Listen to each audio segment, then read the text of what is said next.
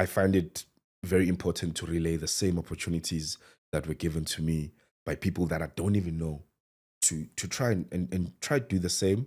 And out of 10 people that I'll be teaching in a class, if one life can be impacted, I think I would have tried and achieved something.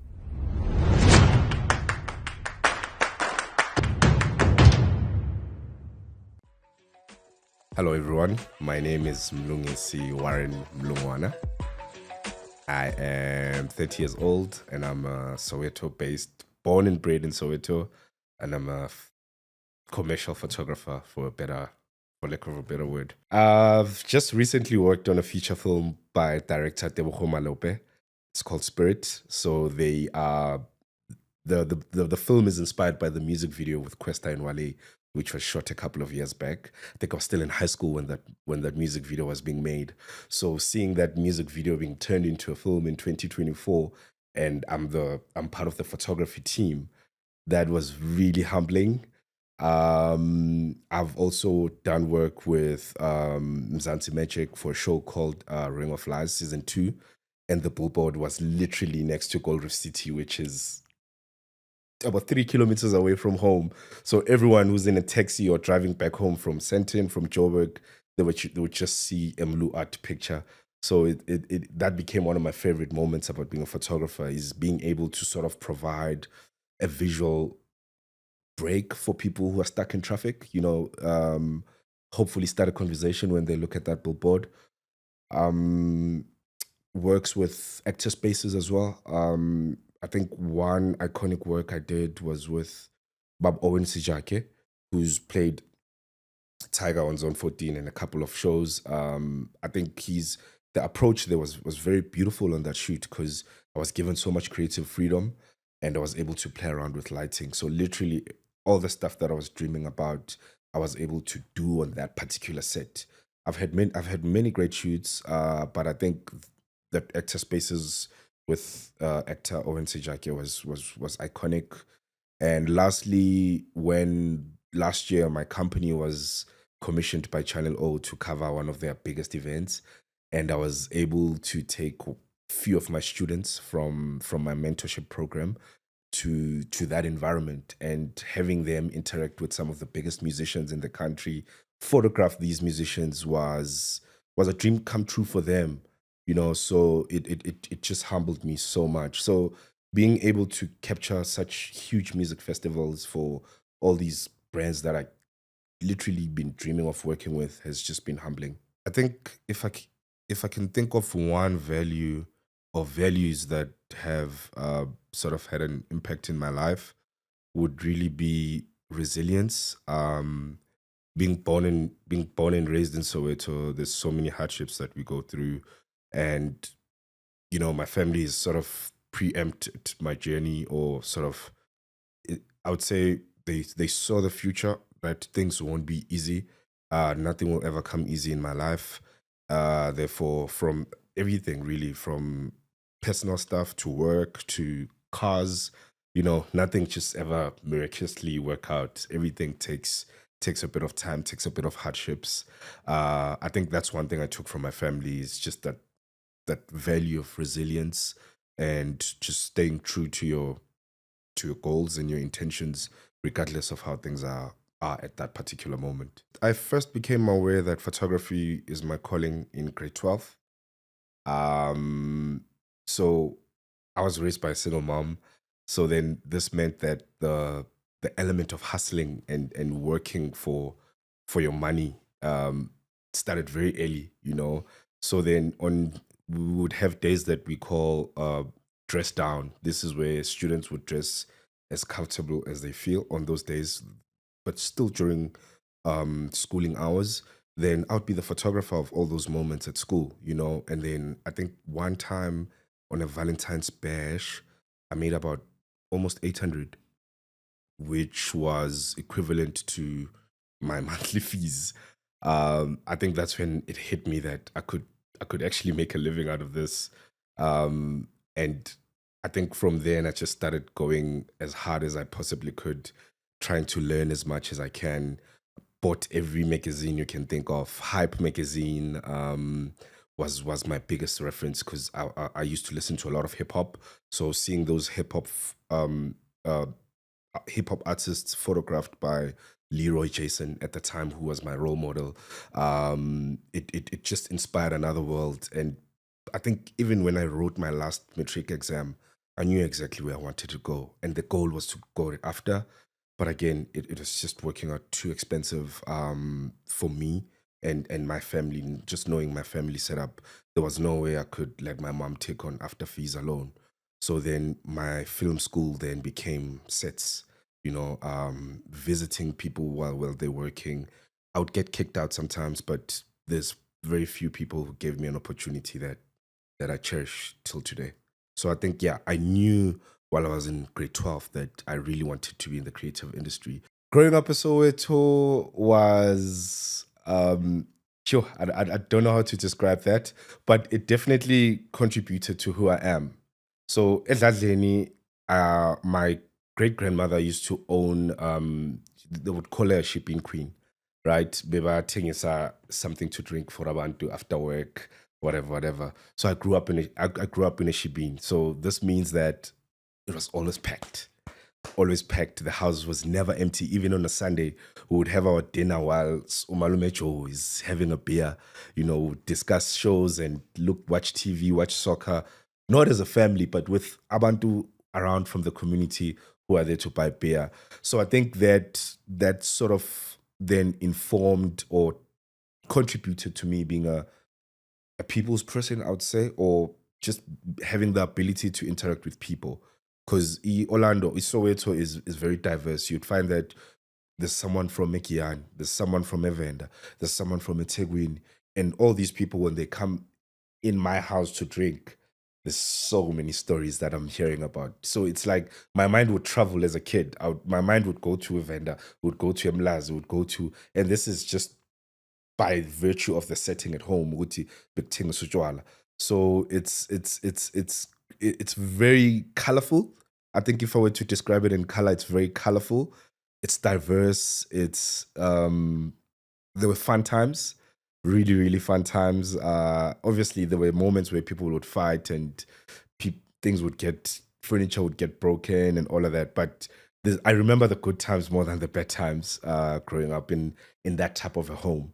So it really, really informed me and just being able to dwell wherever I go and being okay with everyone, really.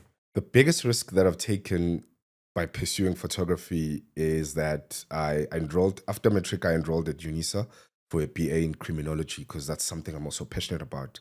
I'm passionate about law, I'm passionate about human rights. So at the back of my mind, I think I will pursue that and pursue law in when I'm a bit much older and matured. So then when I started out photography, I took on so much modules with UNISA as my first year. And I was also starting out this now. I'm no longer at school. I'm in real life. I'm hustling and I'm building a name for myself in the photography sphere. I flanked all my subjects on my first year's exams. And this obviously didn't make my mom happy because she's one of those people that I had to convince that photography can be a career, but it became very hard to do so because I didn't go to school for photography. So I think that's the biggest risk I've taken by putting my degree on hold and trying to pursue this passion of mine around cameras and lights. Having control over my sets and my subjects and the stories that I tell makes me feel really good because it means that we are able to acknowledge everything that we're going through as humans, but also still be able to deliver briefs because everything is we on a day-to-day basis we get briefs to execute for clients, and this is not our intelligence, it's stuff that clients brings to us, and we just simply have to execute them regardless of the challenges. My first big moment photographically, I was in town. I was working for Actor Spaces. This was, I think, second year of the publication being running. So I under Stebe, who's the CEO of Actor Spaces, started going yes. Then I said, okay, what's happening? And then I just joined, yeah, too, because I just felt like whatever good news that he just heard would sort of impact me as well. And then he told me that we are shooting a billboard for from Mzansi Magic, and I'm shooting that, and I'll be getting industry related rates. I'll be getting, it's no longer negotiations or mali Koli. It's now I think that was my first taste of the professional life of photography. Having to rent all the gear that I used to see from other photographers using on their big sets, you know. So I think that moment pushed me. It pushed me to never stop, you know. So many things have gone wrong, but also so many things have gone right too. So I think that was my first shooting Ring of Liars season 2 from Zanti Magic was, yeah, was a game changer for me. How challenges and failure have shaped how I work, they've made me very, very, I would say I suffer a lot from imposter syndrome because I believe I'm just a tiny micro photographer in such a big town. You know, I think most people would ideally like to move to Joburg and make a thriving career for themselves in Joburg. And I already find myself here. So that's one first step. Um, so then challenges, they really sort of inform my decision when I'm working. I think I think about days of failure. I think about my days when I flanked my exams. I think about my days where my mom couldn't even look at me in the eyes coming back from set, thinking I'm from a house party, you know. So everything that I do, there's the element of fear in it, the fear of failing, the fear of disappointing clients, the fear of not being able to retain business, you know, because we have people to sort of impact and pay so that lives can get better. So failure does inform literally everything that I do, you know, and it's created such a, I'd call it beast, that when once I just wake up and simple thing, right? Let's say you give me a call time 9:30 and I live an hour away. I'll be up at 6 because the last thing I want to see happening is a photographer not honoring their time. You know, whether I'm behind the camera or in front of the camera, call times are just, they just inform me, you know, subconsciously. Even when I'm sleeping, I know that at 9:30 I'm going to be at a certain place. I need to be doing something. So it's really the fear of disappointing people that I love, the fear of disappointing myself, because I do believe that I owe myself so much. Therefore, all of that is informed by how I move around clients, prospects, clients, people that I know, and people that I work with. I wrote my last paper in 2014, November. And then in December, that very same year, I got booked to shoot a wedding in Swaziland. This was my first time leaving the country, and I'm still a teenager. You know, I'm making rec now. I would say this was my first job. You know, apart from the side hustles I was doing at school, taking pictures on Valentine's Bash and all that. I went. This couple decided to trust this young man from Soweto to go and photograph their wedding in Swaziland. Beautiful traditional wedding. Came back in Joburg after the shoot. Everything went smooth. Took beautiful images, and then I got robbed at gunpoint. About six men, and the footage was there. The wedding footage was there, and I just remember not even thinking about my life, but that hard drive. Um, it The most heartbreaking part was not me not being able to call the couple and say this is what happened, but my mom having to make that call. It was a defining moment for my career at that time because I had all all my gear was in that bag. They took everything, and I couldn't even worry about my life. I couldn't worry about anything else but those wedding memories that I lost. So when that happened, I stayed away from shooting, telling stories for a while, and until my family just helped me regain and continued saving. I had to work at a call center to try and recover all this gear that I lost. Um, So losing that important footage meant that I'm very finicky about memory cards. I'm very careful about how I treat footage. I treat it like gold, backing up, buying online storage, um, and all these things that were just motivated by just one event when I got robbed at gunpoint. So let's talk about a billboard. Oh, this is fun. Sorry. So firstly, billboards are meant to sort of serve as a marketing or advertising tool. So it's very important for the photographer to understand the story first, right? So if we're seeing these five characters on a billboard next to the busiest highway in Joburg, the intention for that billboard is to drive numbers to the screens. So as the photographer, when you get that brief, it's really the onus is on you to do your research, have a bit of interaction with the cast, have a bit of interaction with the director, have a bit of interaction with the agencies, so that then all these departments can sort of inform how the look and feel of the billboard looks. And then also the story. If you're dealing with shadows a lot, if the story is very dark, it's gritty, it's not a rom-com, it's a dark story. That also informs the type of gear you need, from your cameras to your lighting shapers, your modifiers. Everything needs to be tailored around the story. The camera, your lighting, your crew, the mood on the day, the music that you play on set, because these faces are going to represent the show for as long as it's on TV. And so there's a lot of pre-work that happens before we even get to set. What's important about memories and capturing memories for people is knowing how life can drastically change. You people can easily move from a millionaire to a billionaire, but they can also move from a billionaire to a nobody. And knowing that life is that drastic, can be that harsh, it just motivates me to try and capture the good side, that people can hopefully gather around fire one day and look at the beautiful memories that happened, in time. Because we're living in a digital era now. People believe in capturing their memories on a phone, which is perfect, which is great.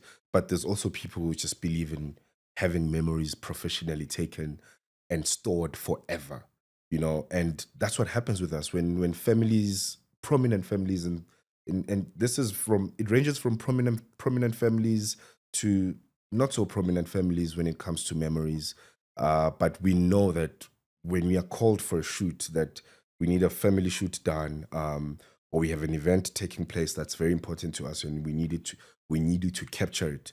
It informs that this particular day is so important for this family, and they'll look at this day for the rest of their lives, even generations after generations. So gear becomes so important because I'm part of the fourth industrial revolution. I'd like to believe, how Abosantum Fugeng, Alf Kumalo used to photograph. It's very much different from how we do it now. We are more digital. We use more all these digital tools to tell these stories. So then my gear is important because it helps me tell the story as close to as possible to how you would see it in reality, in real life. The higher resolutions, the higher megapixels, it gives you so much detail that if my mom is to pass on and I have an image that I've taken of her on a Sony camera, when my little brother or my unborn child comes into this world and looks at that image, they will see all the details of how their grandmother used to look like. And that's purely based on the magic of what these tools are able to do now. So I think it's also important that we have role models very close by. It's important to have role models in society, you know, so that then people have something to aspire to. Because I think the biggest challenge is that we glorify, in townships, we glorify people with very little impact, So I think young minds need to be treated with so much care and gentleness, so that then they can experience the world and become a gentle figure in the world, you know. So it really is about older people in society looking at themselves and re-looking at how things were done back in the day and how things they can do things now to make things easier for the upcoming generation. The transition from making photographs for client and delivering briefs into making art was informed by the name MluArt. So I think also that name it I used that name because I was still in high school when I started. I didn't understand how heavy it is, because once you give yourself a name like that, everyone just expects you to just keep dropping jams, dropping gems, you know. So then that also informed me that I can't just photograph anything and call it art. I can't just, as much as anything can be art. I think art is very subjective. However, with me, I've always known that the goal is to have a piece of me in people's homes. You know, having my landscape I've shot in Ngutu or a Bree Street in someone's home would mean a lot to me. Because growing up in Kulele Soweto, again, Abompona, Abomponyana, so our homes were filled with art, you know, and some of the art we don't even know, you know. Kunendlu Opahama, there's this, you know, there's all these things in our walls. So I think my transition was then informed by that. Guti, I would like to have a MluArt piece that was Sipho, Conan. I'd like to have a MluArt piece in Bryanston. I'd like to have a MluArt piece in New York, you know, and then that informed how I started photographing, which then it informs that your eye needs to be a bit more gentle, you know, as because the stories, some of the stories, you have to be aggressive with your approach, but when you want a piece to stay in somebody's home or in somebody's gallery, there's that piece has to sort of find a meaningful connection with the owner and the owner of the space for that piece to actually live there, you know. So I think it's me just trying to see, what do people really like, what do people want to see? What do they want to see? Do they want to see themselves? Do they want to see how South Africa has become? So that then informs the series and the edition and the printing and the printmaking that I do on the art side of things. I think if there's one advice I would give to an aspiring photographer is relationships. You know, I think you can be as great as any photographer in the world. You can be as great as Platon, you can be as great as Santum Fukeng, Andrew Shabangu, but relationships keep you in the business, you know, how you handle yourself on a job. So first thing first that needs to be established here is that half of the time when I'm on set, I'm working with women, you know. So women play a very pivotal role in my life, and by just knowing that and having respect for them and having boundaries and having mannerisms will keep you in the business, even when your skills are unmatched by anyone, you know, because it's one thing being great, but it's one thing being hard to work with as well. So I think, apart from all the technical information that the world has got to give you, how you conduct yourself, how you conduct about business, you know, it really impacts people, and people don't forget experiences. It's so important for me to try and give back. So this is an attempt. I wouldn't confidently say I give back. This is just an attempt of me helping out younger people who would like to see themselves in a position like this. Um, like again, people, it's, you can teach as much as you want, but people ultimately decide what they want to do with the information that you give, right? However, I feel it's very important for me to be giving back and working with inexperienced people who would like to have a taste of the industry, because that's how my life has been like. You know, I'm literally a product of, no man, let's give Mlu a chance. You know, let's, oh no, we've seen this guy, he's talented, but how about Mlu? Let's try that. You know, so that has always informed my thinking as well. That I wouldn't be here if it wasn't for someone in that boardroom vouching to use me. You know, because knowing how competitive Johannesburg is, knowing how competitive photography is, it's so humbling to see and know that there's people who would vouch for you and they would work with you for so many years without having any quarrels. So then I find it very important to relay the same opportunities that were given to me. by people that I don't even know to try and try to do the same. And out of 10 people that I'll be teaching in a class, if one life can be impacted, I think I would have tried and achieved something. How I think the MluArt BWF mentorship program is meant to run, it's meant to facilitate a space where opportunities and knowledge come together, right? So these classes are structured in such a way that 3 months of the program is theory. This is now where I teach you.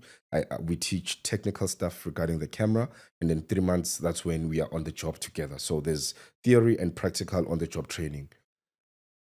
The impact that I think is really really necessary is seeing people applying themselves, is seeing people taking a skill and implementing it to make a bit of income for themselves.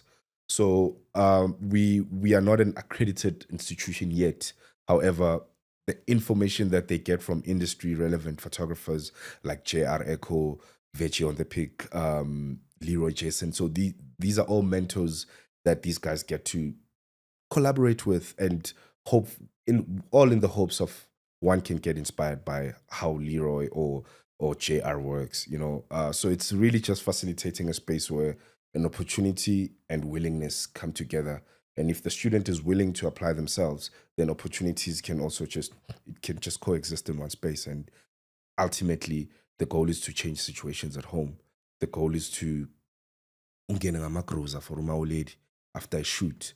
I think it all starts there. It starts with smaller things. It starts smaller, and then once you feel that the power of the camera can change the situation at home, the power of camera can allow me to buy groceries for my family, then it motivates you to go bigger. Now you start thinking about property. I never thought I'd ever even qualify for a bond, but all thanks to photography, those are conversations that I'm starting to have right now. So I do hope and feel that this profession is able to change lives, and all it takes is just an opportunity and willingness. So I think how I would like the mentees to play it forward, or play their part, is by being very aware. I think first thing that needs to happen is we need to be aware of our surroundings, right?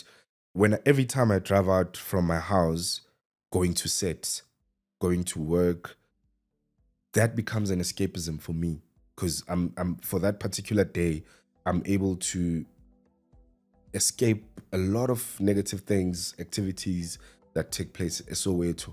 So I had to be so aware of the fact that there's a problem here. In this street, at least street, I can't be the only one who's waking up and interacting with the world. I can't be the only one who's waking up and interacting with people with honors degrees and people who are living, So then it took that. I had to say, yo, the only way this thing can work is if there's 5 of us who are trying their best, then that also, it literally reduces crime, because once people are idle and people have nothing to do, you can only imagine what happens. So then if each mentee can look at their home, can look at where they come from, and at least try to take one person with them on that journey. Nobody's compelled to do this, right?